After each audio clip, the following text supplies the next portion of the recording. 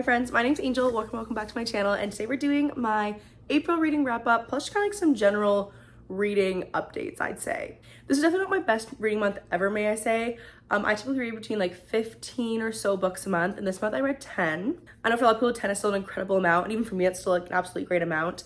However, I definitely did slump out near the end of this month. Like I think the first week of the month I finished 6 books. The second week I finished 2 more. And those last 2 weeks, I finished 2 books, but like one of those books, I did like reading a book in a day challenge to like help me finish it before the end of the month. And the other one took me like over a week and a half, almost 2 weeks to read. So I'm not sure if it's a thing, but I was looking through my TikTok and I was seeing like my memories of like what was happening last year at this time.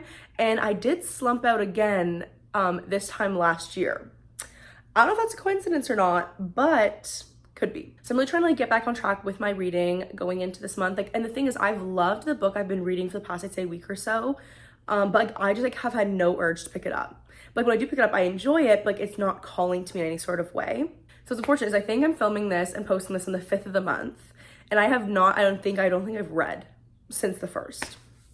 So I really need to get on that. I'm going on a trip this month. I'm going to be in Scandinavia for 10 days, and I'm not sure if that's going to help or hinder because I feel like I love reading on the plane. I love reading like getting to my destination, even when I'm there on like beach holidays. But when I'm like out exploring, I'm not typically reading too much unless like a little bit like before bed or when I wake up. So we'll definitely see how my reading is affected this month also by that trip. But let's get back into this month. One thing about me, you guys know, I read 10 books this month, and even though it wasn't like as many as I thought I was gonna read, you better believe all 8 of the books in my TBR were still read. If you guys know me, I'm a completionist to my core, and so when I make a TBR, those books are getting read, period.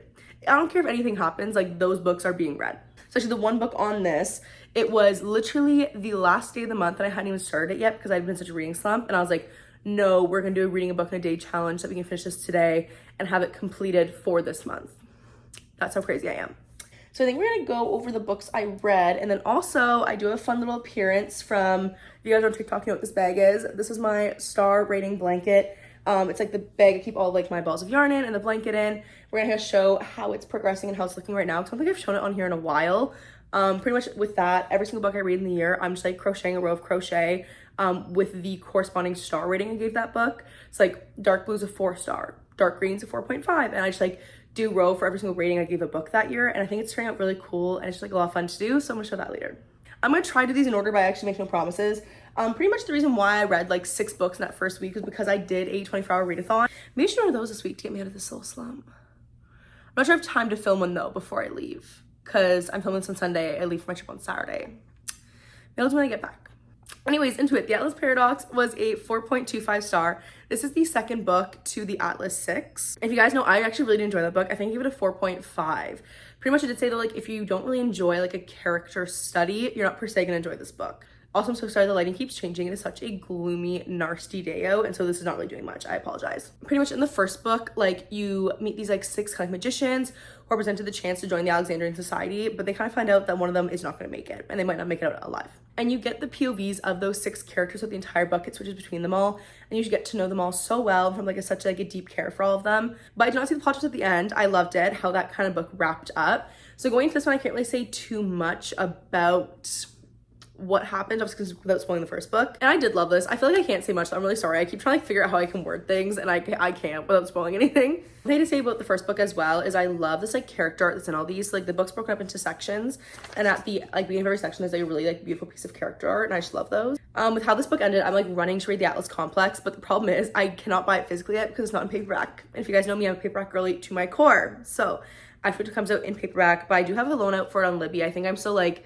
5 or 6 weeks away, so I'll read that when it comes. But I did love how this ended. Definitely like a little bit less than the Atlas 6, I think, but still very good. Next book I was Listen for the Lies, a 3.75 star, and it was actually my book of the month choice for March. This one's a thriller, and I feel like, I don't know, I feel like in thrillers, podcasts are very in right now. Like even now, like on my TBR still, I still have None of This Is True by Lisa Jewell, and I know that's like a podcast element. So is this one where pretty much like this guy who runs a podcast comes into town and he starts looking into our main character's best friend's murder from when they were little. And pretty much that case is still not solved, but everybody thinks it's our main character who, her best friend. The evidence kind of points that way, but there wasn't enough evidence to, you know, charge her with the crime at the time. So pretty much he's like diving into this case. She's actually like helping him a little bit. They're looking into it together. And then the thing with this one again is I didn't see the ending coming yet again, but that might just be because I was tired. Like I was like reading this. I think this book I read like, I always like choose, I'm doing 24 readathon, I choose the thriller mystery like to read like in the depth of the evening so that I don't fall asleep. And I'm pretty sure this was like my midnight read. Some of that would be why I didn't guess it, but I did enjoy it. I don't think it was anything absolutely earth shattering, but it was still 3.75. I enjoyed my time with it. It was good. Next book is Addicted for Now. This is the third book in the Addicted Calloway Sisters series. I think it's just all the Addicted series now. They're all underneath that one title. This is the third book, and I rated this one a 4-star. I think this is the first book in this series now where we've actually fully cemented that found family aspect that you hear so much about when you hear about this series. It's kind of like the third book in the initial arc for Lily and Lo, and so pretty much now you're following, you know, we're all back together after the end of book 2. We're kind of like working on ourselves. They're doing a bunch of like fun things together. I can't really say much about the series, but I get so mad because I'm like, what do I say without spoiling anything? But pretty much I did love how this one ended. I love where they kind of ended off at this moment. Pretty much the next books we're going into from here are the Rose and Connor books and the Reich and Daisy books. I'm very, very excited for Rose and Connor, don't get me wrong. But the Reich and Daisy, if you guys know, the age gap is still really, I can't wrap my head around it. I'm not liking how it's looking so far, but I've heard it's like a fan favorite book, so I'll see how it gets like when I'm there. But right now, really excited for Rose and Connor. I have that book on my Mate TBR. Then we read The Blood Trader. If you guys didn't realize, a theme for this readathon was reading series, and that kind of ruins our like reading wrap up because I can't really say too much on said book. However, I did give The Blood Trader a 4.5. This is the third and final book in the Prison Healer trilogy. It's like a really fun YA fantasy series. It read really fast, and the original book was blurbed by Sarah J. Maas, so that tells you a lot. I rated The Prison Healer 4.5 as well, but I think this was the best book in this series because for me, the 4.5 for Prison Healer was more so for like the wow factor of that ending. Like the ending really got me, and that's kind of what like bumped the book up, whereas this book I feel like was a 4.5 solidly the entire way through. It was really well written. You know, the plot we were following was great, the character development that we got was really good, and there's not a lot of series I read where I just like I love how it ended, and I like how it ended. I don't really have any like loose parts I like I'm still wondering about, or like, you know, character endings I didn't really love. That doesn't really happen a lot, but King of Asheville Forever will be my favorite series ending, don't get it twisted, but I did love how this one wrapped up. I thought it was very well done. I was really left like really wanting anything else from the series, or like, you know, not feeling like it was tied together well. I enjoyed it. I probably will eventually read this at some point, honestly, because it's a lot of fun. But yeah, this was my most frustrating book in the entire month.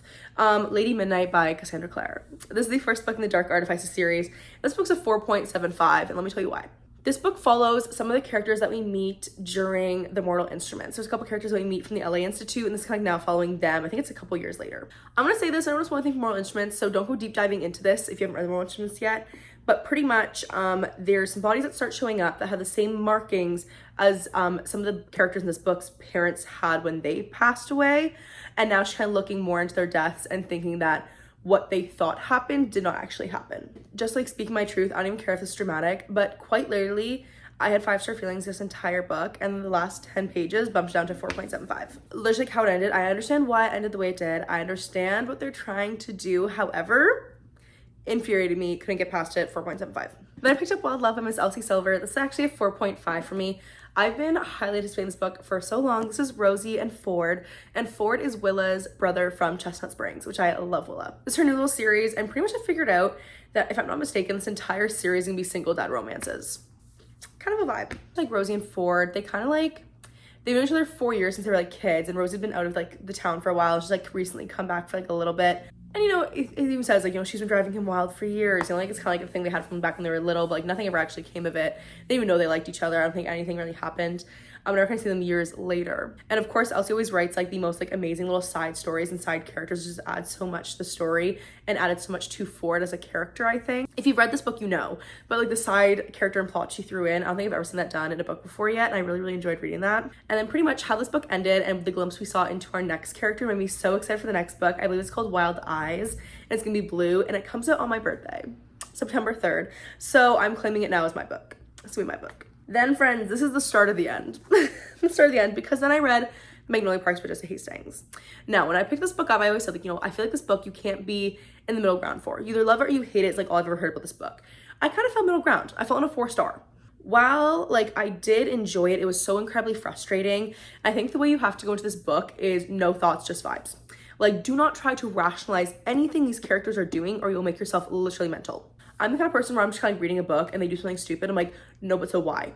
why? And then eventually, I think just like 3/4 of the way through the book, I was chucking it across the room. So I'm like, you can't keep doing that because it's not gonna make sense. It's not gonna make sense. It's not gonna happen. I think I should have like pretty much binged this book. I really enjoyed it. And it is exactly what people say. It is like trashy reality TV you can't look away from. Because even though like you're like hurting and you're like, what are you doing? You just like have to figure out what happens, you know? Pretty much Magnolia and BJ are in a very, very complicated relationship. You can't even say it really is that. I said they are like the loves of each other's lives. They're perfect for each other. They grew up together.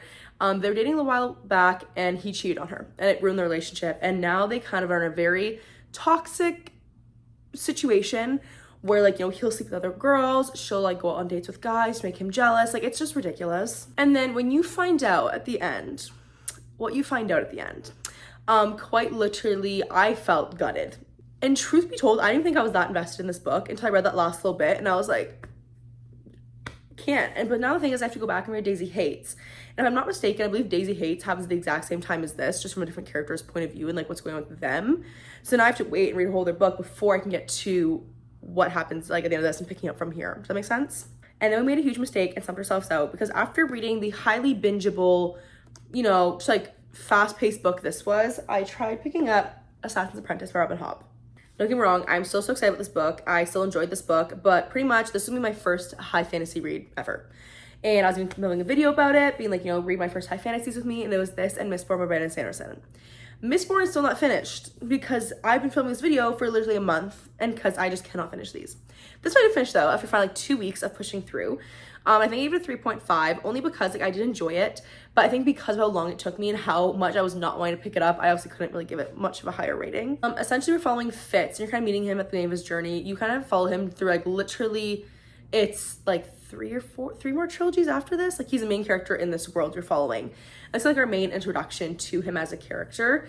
But what I didn't realize too is that this book was written, I believe, in 1995. And I just find like the writing of this story, because it's high fantasy, I think to the time it was written too, it's very much not what I'm used to reading.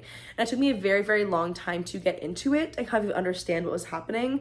I think I was lost for the first little bit because it's kind of like, what do you mean? It was not clicking for the first little bit. And I think it really took me like a week to read the first like 4 chapters. I'm not gonna lie to anybody. And so trying to go from this to this, I think is what caused this reading slump.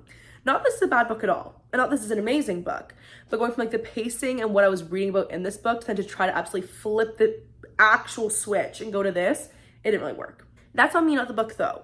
So I did finish it. I think it's like 3.5. This one I'm really like upset too because I am loving Mistborn so far. Like whenever I read it, I actually am really enjoying it, but it's just I'm not being drawn to pick it up.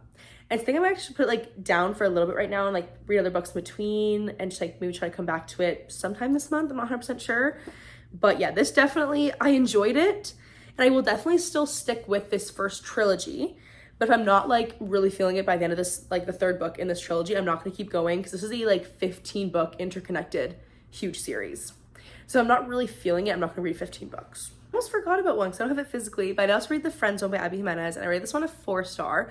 Pretty much this is on me because I keep doing this where Abby Jimenez keeps having like cute little interconnected series where it's like a 2-book or a 3-book little like thing where it's like characters reappear from the first book. And I keep reading the second one before I read the first one. I read Yours Truly before Part of Your World and still have not even read Part of Your World.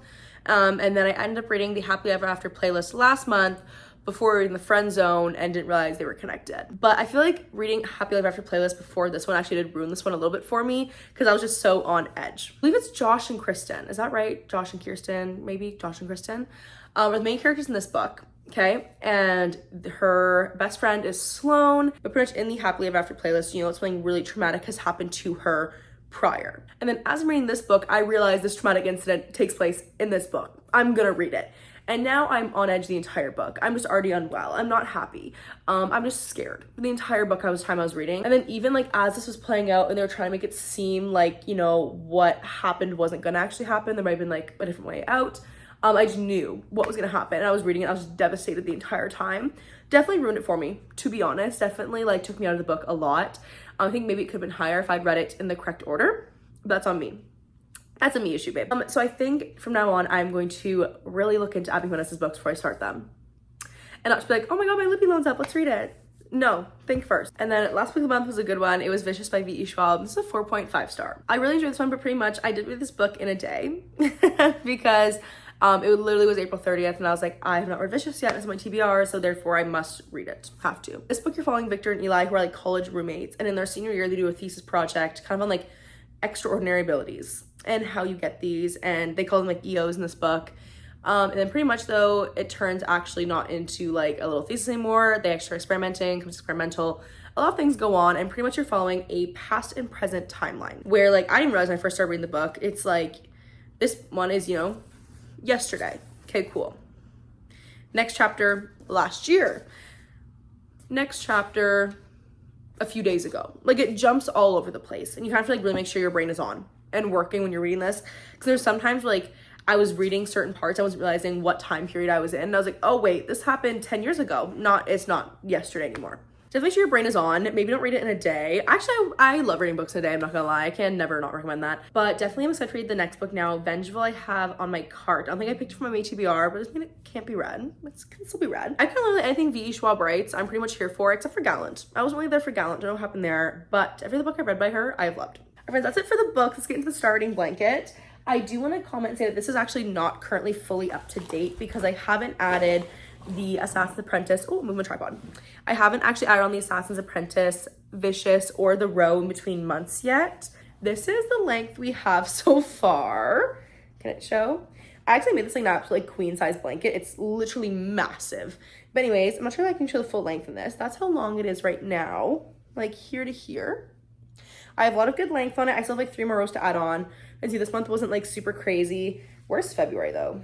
February is like from this white one here down to the next white row. Every single week I just sit down, I like do like a row of crochet based on books I've read. That's where we're at, end of April. So we're definitely gonna have a full blanket by the end of the year, I think. But I'm loving it so far. It's super cozy, and it literally like, it fits on my king size bed. It's a little bit bigger than my king size bed. I don't know what I did making it this long. That's the thing too. It's like each row is taking me quite literally like 15 minutes to a row because I made the rows so long. Definitely make it this big if you do it. But this book can like comfortably wrap around me like full burrito style twice probably and cover my king size bed. So a win's a win. My friends, those are the, oh, I'm dropping them.